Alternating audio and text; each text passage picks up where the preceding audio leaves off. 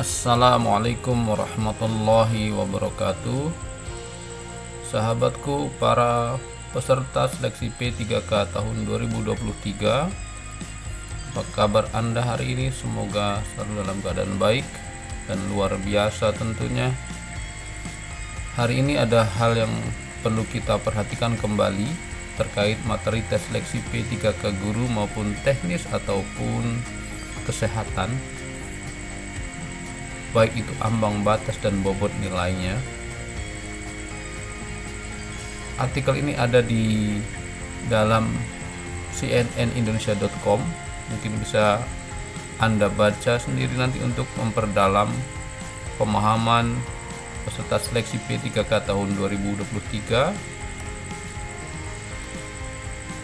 bahwa khusus untuk guru, ketentuan soal materi tes tersebut tertuang dalam Keputusan Menteri Pendayagunaan Aparatur Negara dan Reformasi Birokrasi Nomor 649 Tahun 2023. Menurut aturan tersebut, seleksi P3K ini diadakan untuk jabatan fungsional guru yang merupakan kebutuhan khusus dengan kriteria.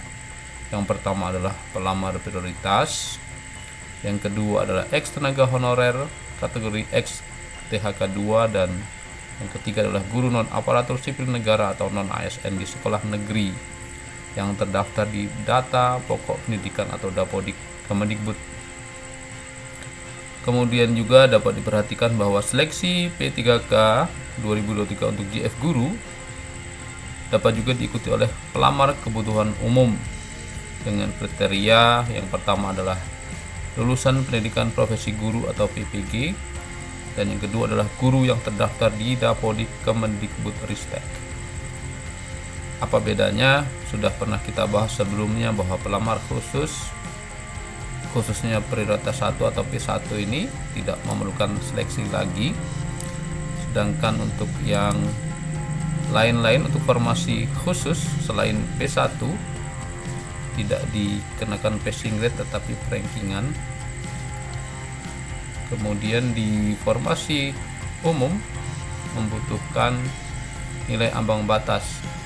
Jadi peserta seleksi diharuskan lulus nilai ambang batas terlebih dahulu, baru kemudian dilakukan perankingan. Secara umum, baik seleksi guru ataupun teknis ataupun tenaga kesehatan hampir sama, hanya ada beberapa jabatan atau beberapa instansi yang mensyaratkan seleksi tambahan. Dapat diperhatikan pada pengumuman masing-masing instansi.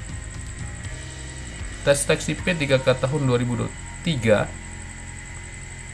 yaitu selanjutnya para pelamar yang telah lulus seleksi administrasi wajib mengikuti seleksi kompetensi.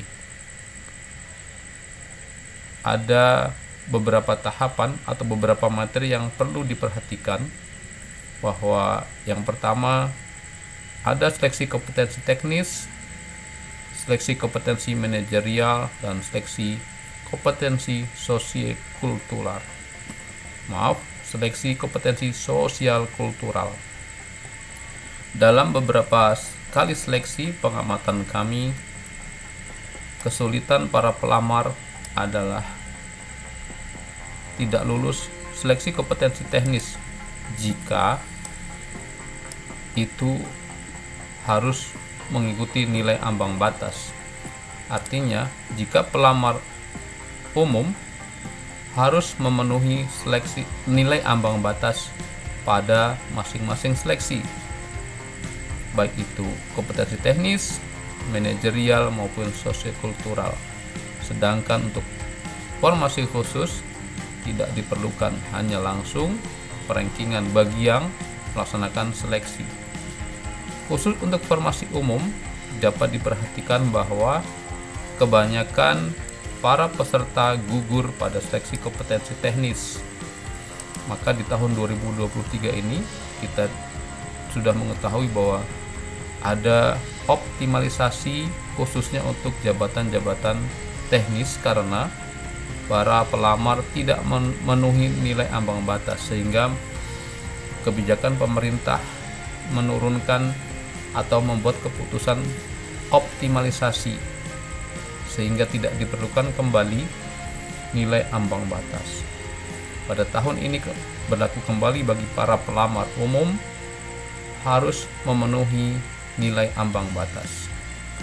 Oleh karena itu, saran dari kami, para peserta seleksi harus fokus kepada bagaimana meningkatkan pemahaman tentang kompetensi teknis, yaitu pemahaman tentang jenis jabatan yang dilamar. Apabila Anda melamar jabatan analis SDM aparatur, tentunya Anda harus memahami bagaimana pekerjaan dari awal sampai akhir tentang jabatan analis SDM aparatur. Begitu pula jika Anda melamar jabatan peranata komputer, Anda harus memahami betul apa pekerjaan peranata komputer. Disitulah dinilai kompetensi teknis masing-masing pelamar pada jabatan yang dilamar. Beberapa ketentuan seperti biasa. Ketiga tes ini dilaksanakan dalam durasi waktu 120 menit. Namun, khusus untuk pelamar disabilitas netra mendapat durasi waktu 150 menit. Sementara untuk wawancara dilakukan dalam waktu 10 menit dan 15 menit untuk penyandang disabilitas. Jumlah soal tes kompetensi dan wawancara berjumlah 145 butir soal. Nilai kumulatif paling tinggi untuk seleksi kompetensi dan wawancara adalah 670. Seleksi kompetensi dilakukan dengan menggunakan sistem Computer Assisted atau CAT, Computer Assisted Test. Khusus bagi instansi daerah dapat melakukan seleksi kompetensi teknis tambahan selain CAT dengan bobot 30% dari nilai seleksi kompetensi teknis secara keseluruhan.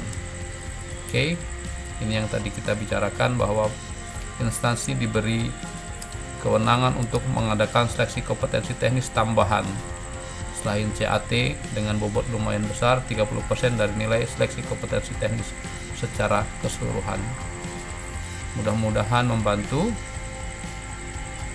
Silahkan share kepada teman-teman yang lain dan jangan lupa subscribe di channel ini. Terima kasih. Assalamualaikum warahmatullahi wabarakatuh.